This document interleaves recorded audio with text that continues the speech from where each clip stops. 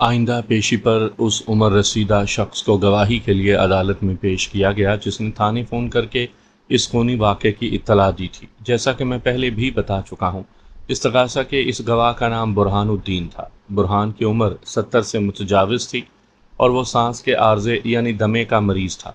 وکیل استغاثہ نے گھما پھرا کر اس سے 8-10 سوالات کیے اور جلد فارغ کر دیا۔ اس کے بعد میں وٹنس باکس کے قریب چلا گیا۔ مجھے گواہ کی حالت اور صحت پر واقعتاً ترس آ رہا تھا، تاہم اپنے پیشے کا تقاضا نبھانا بھی ضروری تھا۔ چنانچہ میں نے نہایت ہی نرم اور شائستہ انداز میں اپنی جرح کا آغاز کیا۔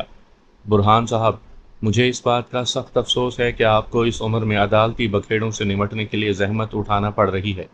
میں آپ سے مجبوراً چند سوالات کروں گا۔ آپ زیادہ پریشان نہ ہوں وکیل صاحب، وہ جھرجھراتی ہوئی آواز میں مجھے تسلی دیتے ہوئے بولا۔ میں ٹھیک ہوں، آپ پوچھیں جو بھی پوچھنا چاہیں۔ میں نے پوچھا، قبلہ، آپ نے تھانے فون کر کے اس واقعے کی اطلاع دیتے ہوئے بتایا تھا کہ برابر کی بلڈنگ میں قتل کی ایک واردات ہو گئی ہے، فوراً پہنچے؟ میں نے لمحاتی توقف کر کے ایک گہری سانس لی، پھر اضافہ کیا، آپ کو کیسے پتا چلا کہ برابر کی بلڈنگ میں قتل ہو گیا ہے؟ پہلی بات تو یہ کہ وہ ٹھہر ٹھہر کر بتانے لگا، میں نے تھانے فون کر کے یہ اطلاع دی تھی کہ میرے ساتھ والی بلڈنگ کے ایک فلیٹ میں کوئی سنگین واردات ہو گئی ہے، اور یہ اطلاع میں نے اس بنیاد پر دی تھی کہ پہلے میں نے مذکورہ فلیٹ میں 2 فائرنگ کی آواز سنی، اس کے بعد کسی انسان کے چیخنے کی آواز ابھری۔ یہ دونوں آوازیں ایسی مربوط اور دہشتناک تھیں کہ میں ہل کر رہ گیا تھا۔ میرے ذہن میں فوری طور پر یہی آیا کہ مجھے پولیس کو اطلاع کرنی چاہیے، سو میں نے تھانے فون کر دیا۔ وہ تھوڑی دیر کے لیے تھما اور 2-4 گہری سانسیں لے کر اپنے تنفس کو درست کیا، پھر اپنی بات مکمل کرتے ہوئے بولا، قتل کی واردات والے الفاظ پولیس نے اپنی طرف سے شامل کیے ہیں۔ وہاں چونکہ واقعی ایک انسان کو موت کے گھاٹ اتار دیا گیا تھا، شاید اس لیے بھی قتل کا لفظ میری اطلاع کے ساتھ نتھی کر دیا گیا۔ کوئی بات نہیں، پولیس والے اس قسم کی حرکتیں اکثر کرتے رہتے ہیں۔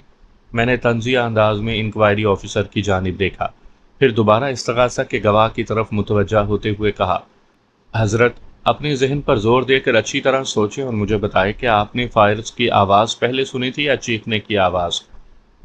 میرا خیال ہے، وہ الجھن زدہ نظروں سے مجھے دیکھنے لگا، فائر کی آواز پہلے آئی تھی۔ نہیں، چیخنے کی آواز پہلے۔ شاید یہ دونوں آوازیں ایک ساتھ ہی ابھری تھیں۔ میں نے اتنی باریک بینی سے سننے کی کوشش نہیں کی تھی۔ فائرنگ کی خوفناک آواز نے مجھے بے پناہ خوف زدہ کر دیا تھا۔ اب آپ کو ذرا بھی خوف زدہ یا پریشان ہونے کی ضرورت نہیں ہے، میں نے بڑی نرمی سے کہا، کیونکہ وہ ہولناک منظر بہت پیچھے رہ گیا ہے، اور سچی بات یہ ہے کہ آپ نے دونوں آوازیں بیک وقت سنی ہوں گی۔ اچھا، اس نے حیرت بھری نظروں سے مجھے دیکھا اور پوچھا، یہ بات آپ اتنے وثوق سے کس طرح کہہ رہے ہیں؟ پوسٹ مارٹم رپورٹ کی روشنی میں نے نہایت ہی ٹھہرے ہوئے انداز میں کہا، اس رپورٹ کے مطابق مقتول کی موت فوراً ہی واقع ہو گئی تھی۔ ویسے بھی جب کسی کے دل یا دماغ میں گولی دھنستی ہے تو اس شخص کو چیخنے چلانے کا موقع نہیں ملتا۔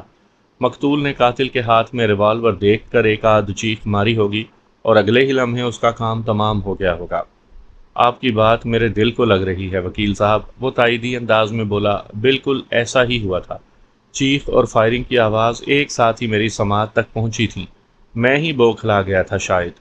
اب آپ کو بوکھلانے یا جھنجھلانے کی قطعاً ضرورت نہیں، میں نے بڑے ادب سے کہا۔ آپ اطمینان کے ساتھ اپنے گھر جائیں، آئندہ آپ کو عدالت میں آنے کی ضرورت نہیں ہے۔ پتہ نہیں آپ کو اس قسم کی زحمت کیوں دی گئی۔ جرح کے اختتام پر برہان الدین تشکر آمیز نظروں سے مجھے دیکھنے لگا۔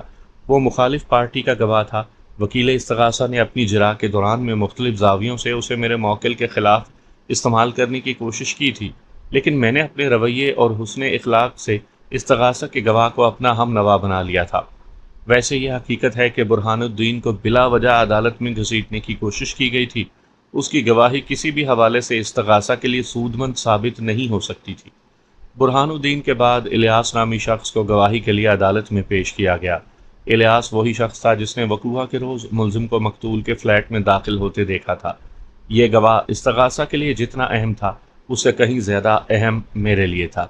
الیاس نامی اس شخص کی عمر 30 کے قریب ہوگی۔ وہ سائٹ ایریا کی کسی فیکٹری میں کام کرتا تھا۔ وکیل استغاثہ نے جرح مکمل کرنے کے بعد گواہ کو فارغ کیا تو جج سے اجازت حاصل کرنے کے بعد میں وٹنس باکس کے قریب چلا گیا۔ میں نے گواہ کے چہرے پر نظر جماتے ہوئے پوچھا، الیاس صاحب، آپ کا ذریعہ معاش کیا ہے؟ میں سائٹ ایریا کی ایک فیکٹری میں کام کرتا ہوں، اس نے تحمل سے جواب دیا۔ کس فیکٹری میں؟ اس نے جواب میں ایک ٹیکسٹائل فیکٹری کا نام بتا دیا۔ کیا یہ درست ہے کہ وقوع کے روز آپ نے ملزم کو مقتول کے فلیٹ میں داخل ہوتے دیکھا تھا؟ میں نے سوال کیا۔ جی ہاں، اس نے سر کو اثباتی جنبش دی۔ اس وقت تم خود کہاں تھے؟ میں نیچے چائے کے ہوٹل پر بیٹھا ہوا تھا، یعنی جو ہوٹل گلی میں ہیئر ڈریسر کے برابر میں واقع ہے۔ اس نے اثبات میں گردن ہلائی۔ میں نے پوچھا، مقتول کا فلیٹ بلڈنگ کے فرسٹ فلور پر واقع ہے نا؟ جی ہاں۔ کمال ہے، میں نے حیرت بھرے لہجے میں کہا، تم نے گلی میں واقع چائے کے ہوٹل میں بیٹھے بیٹھے ملزم کو مقتول کے فلیٹ میں داخل ہوتے کیسے دیکھ لیا؟ میں نے ہوٹل میں بیٹھے بیٹھے نہیں دیکھا تھا، پھر جب ملزم اس بلڈنگ میں داخل ہوا تو میں اس کے پیچھے گیا تھا۔ گواہ وضاحت کرتے ہوئے بولا، جب یہ مقتول کے گھر میں داخل ہو گیا تو میں اوپر کی طرف چلا گیا تھا۔ تم خود بھی تو اس بلڈنگ میں رہتے ہو نا؟ میں نے استفسار کیا۔ اس نے اثبات میں گردن ہلائی اور بتایا، جی ہاں، میں بلڈنگ کے 3rd فلور پر رہتا ہوں۔ میں نے ایک گہری سانس خارج کی، پھر پوچھا، تم نے ملزم کو بلڈنگ میں داخل ہوتے دیکھا تو اس کے تعاقب میں چل پڑے، کیا یہ بھی تمہاری کسی ڈیوٹی کا حصہ ہے؟ ایسا ہی سمجھ لیں جناب، وہ بڑی سادگی سے بولا۔ بات میرے سمجھنے کی نہیں ہے الیاس صاحب، اور نہ ہی اس سے مسئلہ حل ہوگا۔ میں نے گہری سنجیدگی سے کہا، جو حقیقت ہے وہ بیان کریں۔ کیا آپ فیکٹری کی نوکری سے تھکتے نہیں ہیں، جو ایک ڈیوٹی محلے میں بھی سنبھال رکھی ہے؟ یہ ڈیوٹی تو ہماری بلڈنگ میں رہنے والے ہر شخص نے اپنے ذمے لے رکھی ہے، وہ فخریہ لہجے میں بولا۔ کیا مطلب ہے آپ کا؟ میں نے سرسراتے ہوئے لہجے میں دریافت کیا۔ دراصل آج کل یہاں کے حالات اچھے نہیں، اس نے معنی خیز لہجے میں کہا۔ میں کچھ سمجھا نہیں۔ میں نے متذبذب نظر سے اسے دیکھا۔ میرا مطلب ہے، پچھلے 1 ماہ میں ہماری گلی میں 4 ڈکیتیاں ہو چکی ہیں، اس نے تفکر آمیز لہجے میں کہا، جن میں سے ایک ہماری بلڈنگ میں، لہٰذا ہر نئے اور مشکوک بندے پر نظر رکھنا پڑتی ہے۔ نئے اور مشکوک بندے پر، میں نے اسی کے الفاظ دہرائے اور کہا، کیا تمہاری نظر میں ملزم مشکوک بندہ دکھائی دیتا ہے؟ میں نے اس کا تعاقب نیا بندہ جانتے ہوئے کیا تھا۔ استغاثہ کے گواہ الیاس نے پر اعتماد لہجے میں جواب دیا، اور دیکھ لیں یہ کیسا مشکوک ثابت ہوا ہے، اس پر قتل کا مقدمہ چل رہا ہے۔ ہاں بھائی، یہ تو آپ بالکل ٹھیک کہہ رہی ہیں۔ میں نے تائیدی انداز میں گردن ہلائی۔ میرے موکل پر قتل کا مقدمہ تو چل رہا ہے، لیکن اس بیچارے نے قتل نہیں کیا۔ آپ کے پاس کیا ثبوت ہے کہ ملزم نے مقتول رئیس کو موت کے گھاٹ نہیں اتارا؟ اس نے زیادہ سمارٹ بننے کی کوشش کی۔ میں نے پوچھا، کیا آپ کے پاس کوئی ایسا ٹھوس ثبوت ہے جس کی بنا پر کہا جائے کہ مقتول کو میرے موکل ہی نے قتل کیا ہے؟ یہ ثابت کرنا میرا کام نہیں ہے جناب، وہ جلدی سے بولا۔ میں تو یہاں صرف گواہی دینے آیا ہوں۔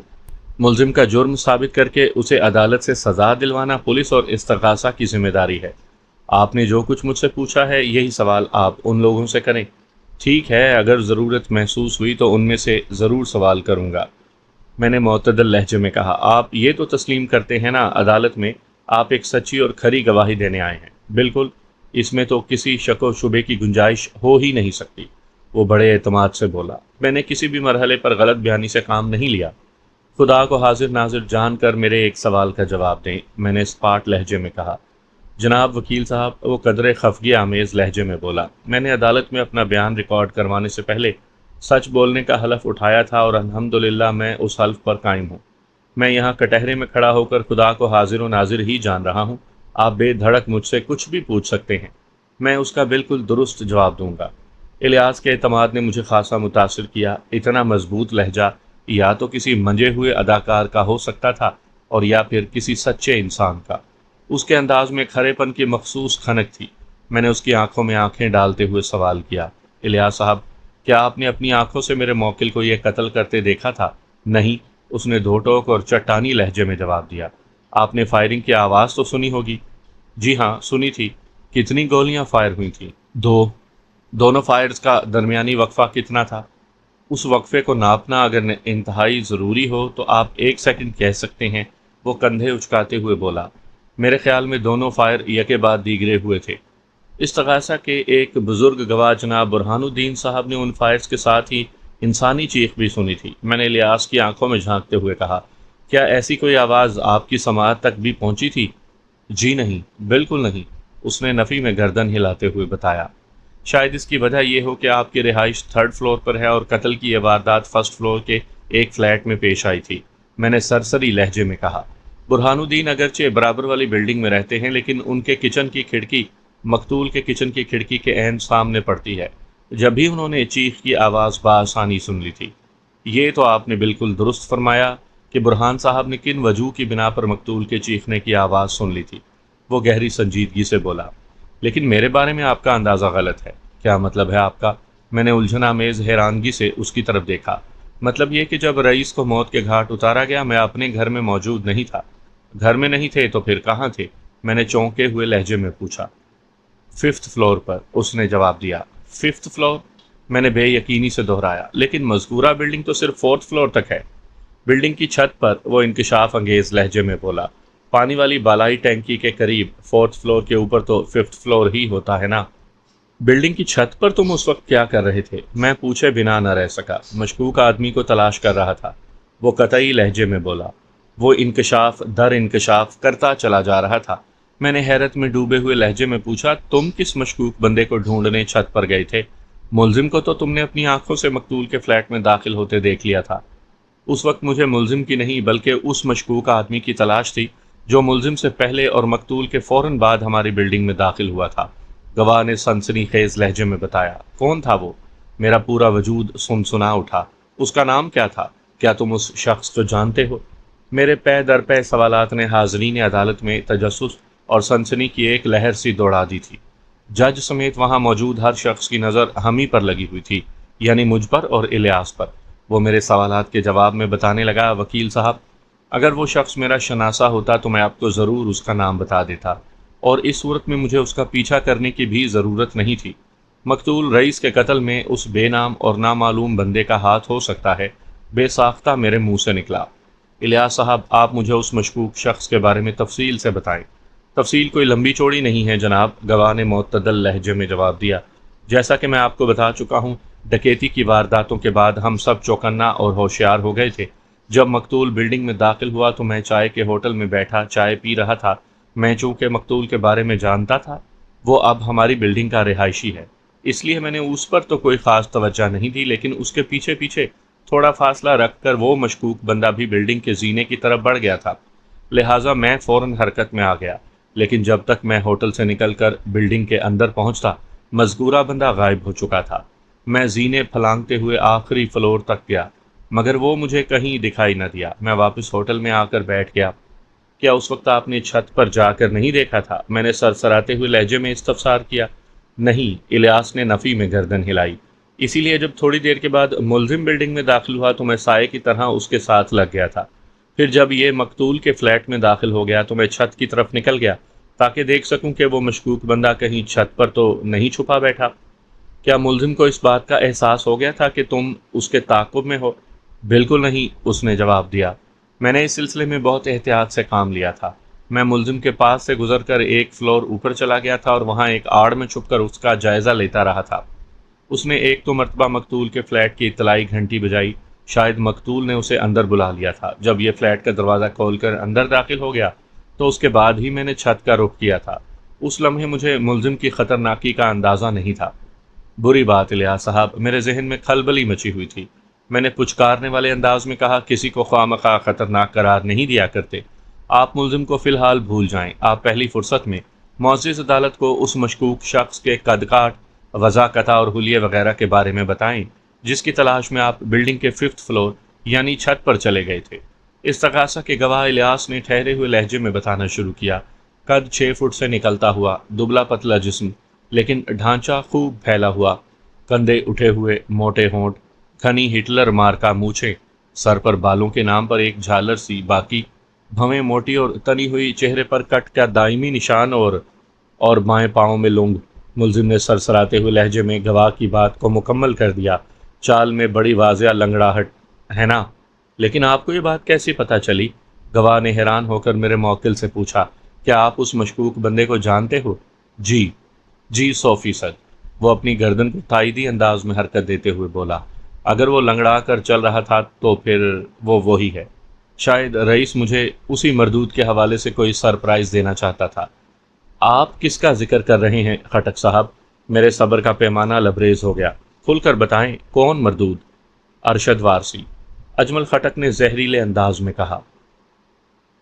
سامعین کرام، آپ سن رہے ہیں مرزا امجد بیگ ایڈوکیٹ کے لڑے گئے مقدمات کے سلسلے میں ایک دلچسپ مقدمے کی روداد، جس کا نام ہے دوست دشمن۔